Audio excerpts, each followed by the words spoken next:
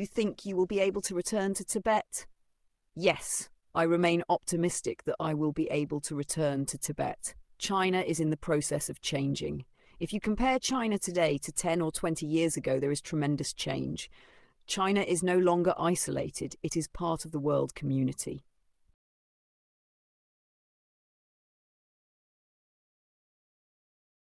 你认为你能回到西藏吗？是的，我仍然乐观地认为我能够回到西藏。中国正在经历变革，如果你把今天的中国与10年或20年前相比，会发现巨大的变化。中国不再是一个孤立的国家，它已经成为世界大家庭的一部分。